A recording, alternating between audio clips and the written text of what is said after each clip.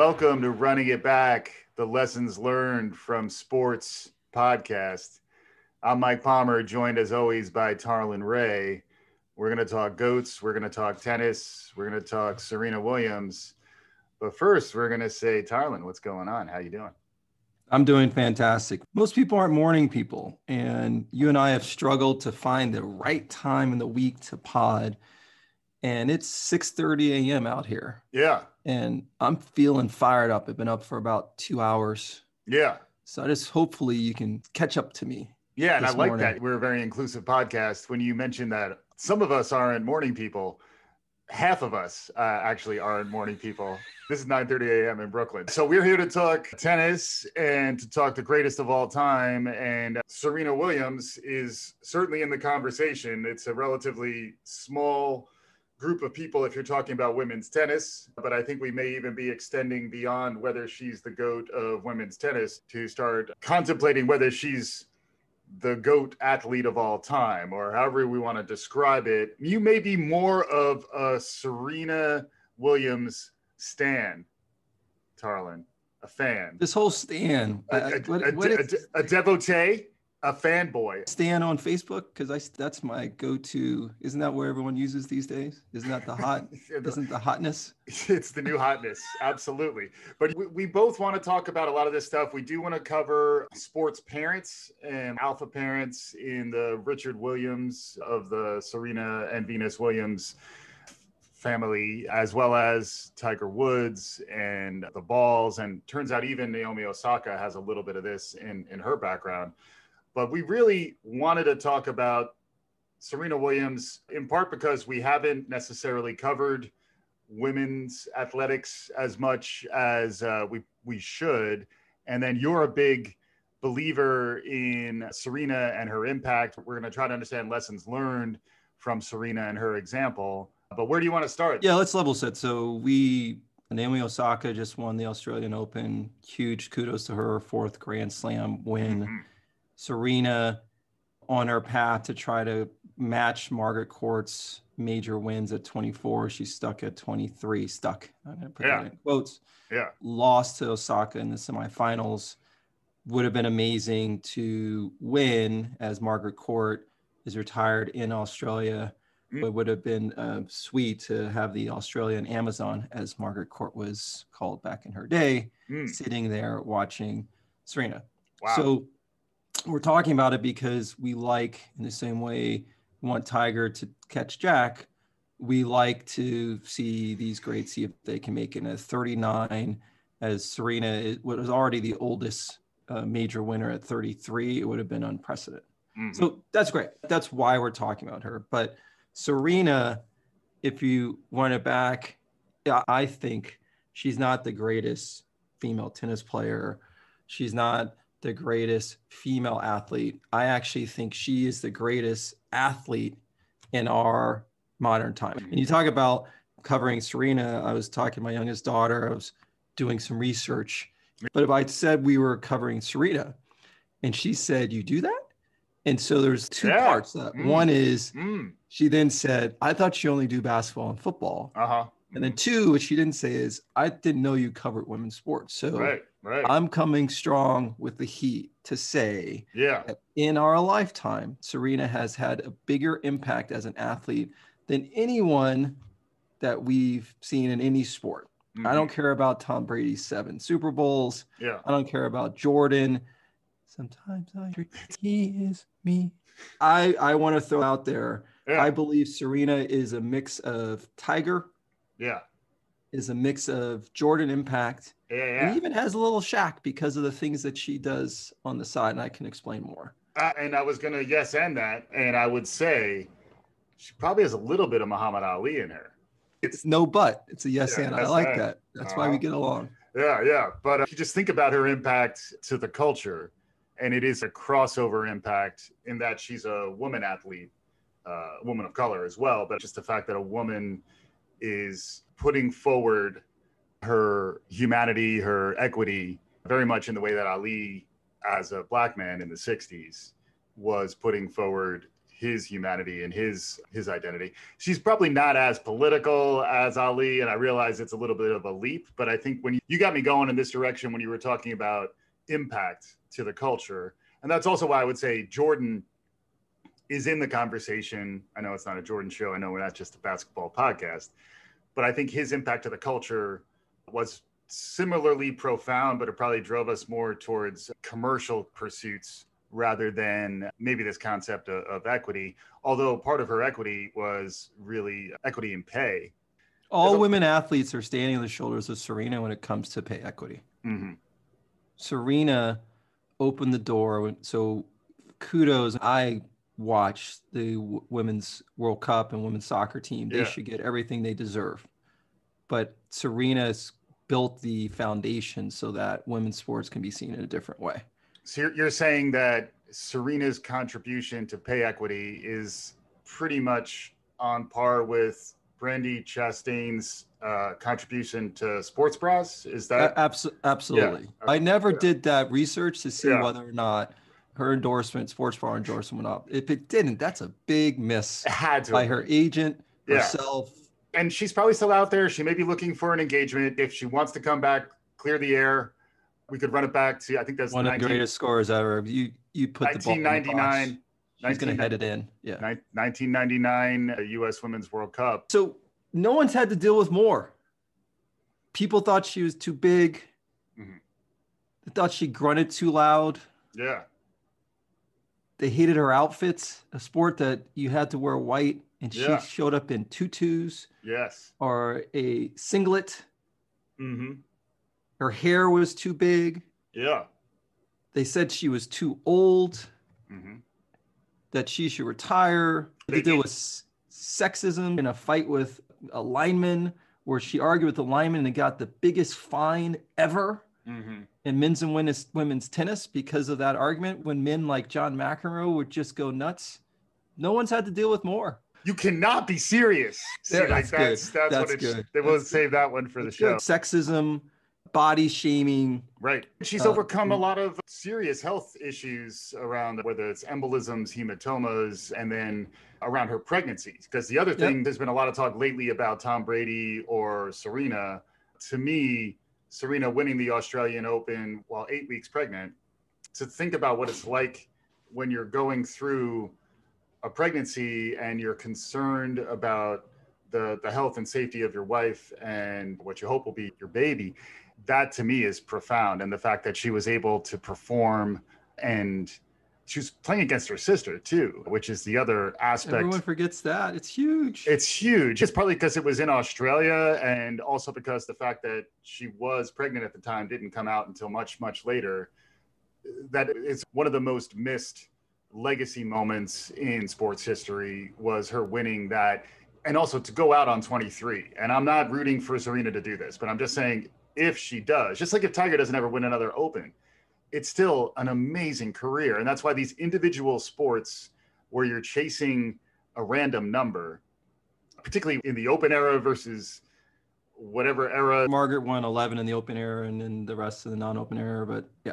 But it's all crazy. And it is hard to compare across eras, particularly in individual sports, because the technology changes and it's hard to really assess how would someone growing up today play tennis versus someone growing up in the 30s when you're playing with wooden rackets in pantaloons. It's a pretty different scenario. But where she beats Brady in my book, because there's a lot of number of championships and I can't hear enough. I can hear enough. I can hear more than enough about Tom Brady these days. But when I hear people talk about Brady as the GOAT, to the best of my knowledge, he wasn't pregnant in January. To the best of my knowledge, he did not perform that. It's almost mythology. It is the stuff of legend. A couple things. Venus, if she didn't have to face Venus, she'd have 3 more titles. And we would not be talking about Margaret Court. To overcome and have to deal with a sister who's a year and a half older and to beat your older sister, that's mental toughness on its own. And there's research about that too, that younger siblings tend to be better athletes because they have to overcome their older siblings. The other thing that we're not talking about is, listen, Steffi was a robot. Right. She killed people. When it comes to singles titles, Serena only has 73. Martina has 167. Yes. Chrissy has 157. Steffi has 107. They were robots. So Serena won't go down in terms of just being able to crush people week over week, because one of the reasons I consider one of the greatest is we got to see who she was as a person. She dealt with depression after losing her sister in a fatal gang-related shooting. She consistently was saying, I'm more than tennis. She took classes in being a nail technician, took pre-med classes. Don't forget that she has her own fashion line on a home shopping network.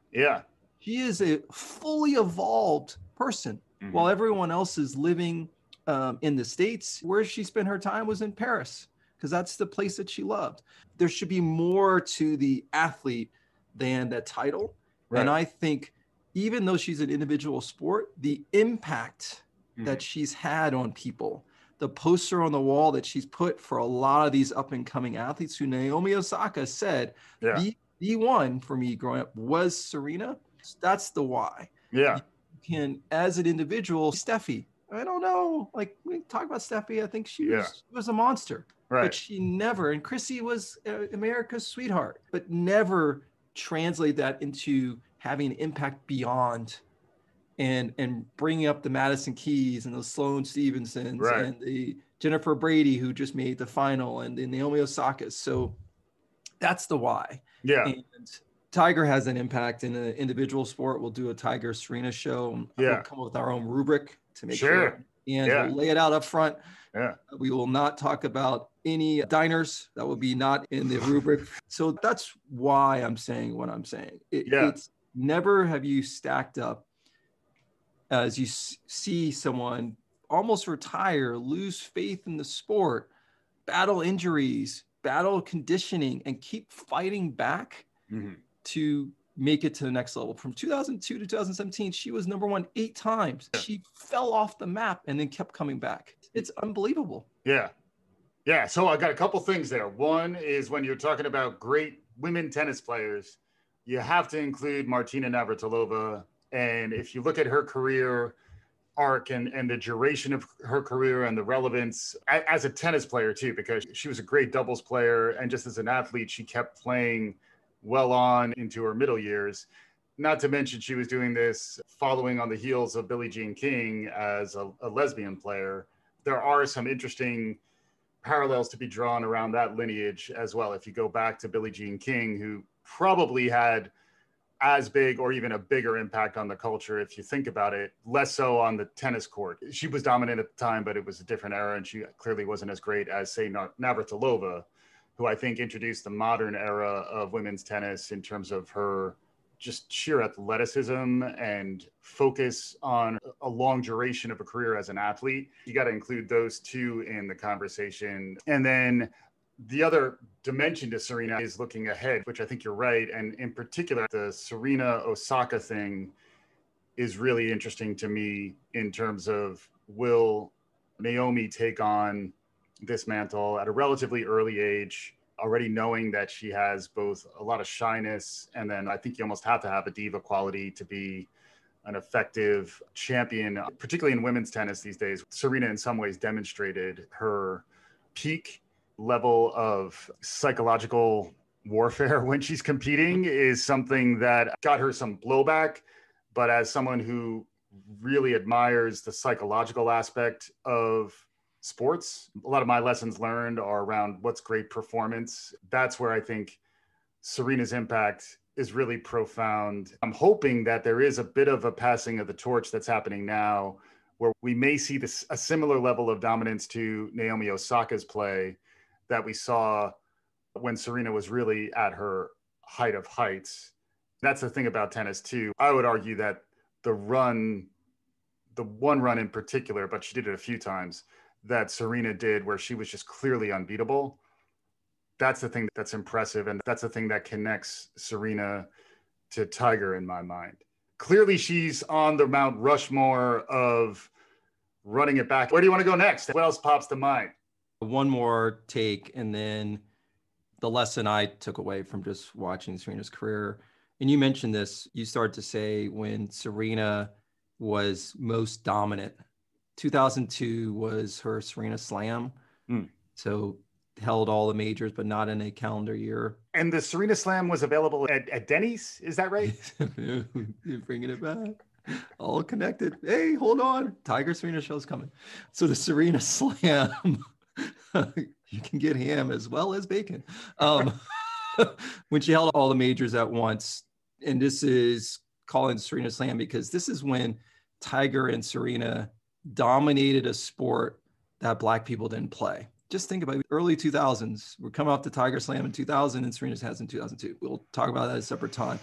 The other thing is 13 years later, in a sport where athletes retire at 27, Serena basically did it again, losing in the semis in the US Open, but winning the first 3 majors.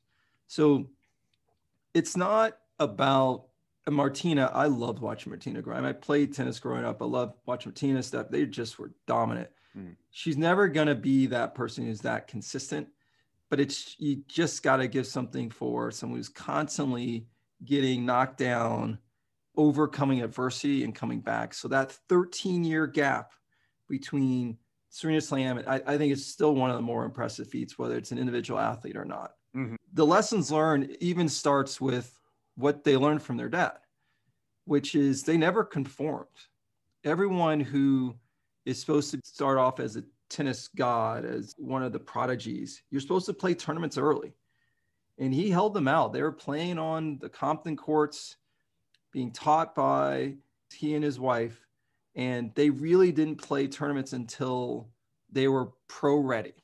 And that almost, I feel like, planted a seed that gave Serena the permission to be herself, to wear a tutu on the court, to start dabbling in fashion because she said, I'm more than tennis, to want to be a nail technician, to be curious around focusing on pre-med, to being in a Beyonce video because she is celebrating Black magic, Black culture, and who she is.